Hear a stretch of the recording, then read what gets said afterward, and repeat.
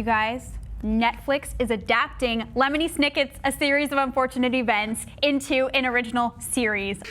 I am a fan, if I may gush. Oh my God.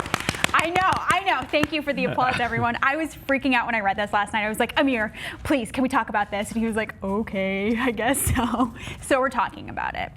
I am a huge fan of this series, and as you guys know, in 2004, there was a movie that came out starring Jude Law, Jim Carrey, Meryl Streep, Emily Browning, Liam Aiken. I could go on and on. So many amazing people were involved in it, and it's back. We thought it was going to go away forever, and they're bringing it back. And I have to read this quick quote from Lemony Snicket himself. He came out and said, "I can't believe it. From an undisclosed location. After years of providing top quality entertainment on demand, Netflix is risking its reputation and its success by associating itself with my dismaying and upsetting books."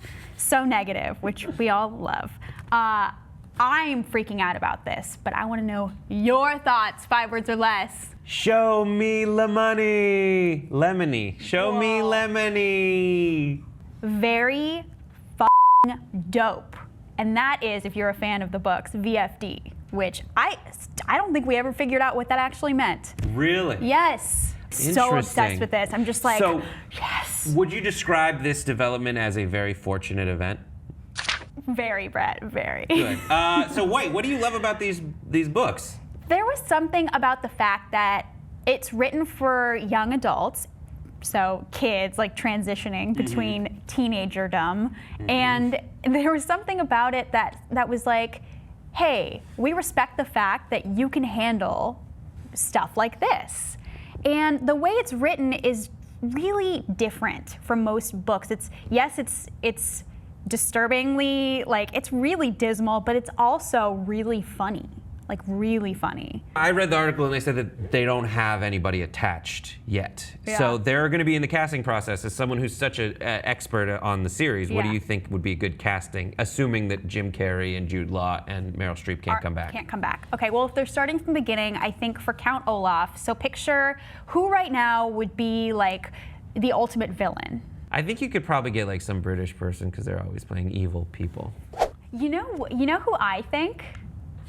Jason Mantzoukas, is that his name? Oh, wow. Wait. Yeah, I know. He's a comedian. He's got like big poofy hair. He's Greek and he plays Rafi on The League. Yeah, he's in The League. I think he would be such a great Count Olaf. That's a really good cast. Yeah. When are we gonna fight with the knife? Ugh. When I was 14 and this movie came out, or before it came out, I emailed the casting director and I was like, can I please audition for this movie? And it was really pathetic. And I came across that letter that I wrote the other day. It was really, really sad. What kind of stuff did you say in it? I was like, I'm such a huge fan and I really want to be an actor and stuff like that.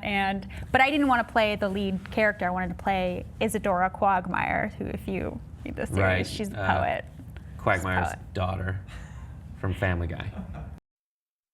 Hey, what's going on? What do you think about like Netflix like adapting other series and original? What do you think about that? I think it's great. I think eventually everything is adapted for Netflix because it'll end up there anyway. I just think I like what Netflix is doing, and I think they have more things in development than HBO. It seems like. Are you serious? Well, It just seems like it because they're always announcing new stuff. They have that big Marvel partnership that they're working on. That Daredevil will be coming out soon, and then they have a series of others. And it would be interesting to see like how they're able to convince people to completely ditch their television sets, which they've all but done with a lot of this. And I think they've already had some very big successes with like House of Cards. Which you love, right? Which I love. Orange is the New Black, which is great. Yeah. And so I think this is just another thing to broaden their audience to kind of capture the young adult audience. And so it seems like they're being very systematic in who they're developing for. Yeah. And I think they're pretty much killing it. Is there any book that you read that you would love to see adapted into a TV show? I guess the thing that I read the most growing up was Hitchhiker's Guide to the Galaxy. Ooh. And so if they kind of had like an episodic going from planet to planet hitchhiking thing, I think that would be kind of fun. Oh, if I could choose, I would say, I know J.D. Salinger would hate this beyond belief, but just a series about the entire Glass family, from like Franny and Zoe and Seymour and Buddy and all of them to get together and have like their weird kids quiz show. That would be just such a interesting TV show. But anyway, that would never happen. So yeah.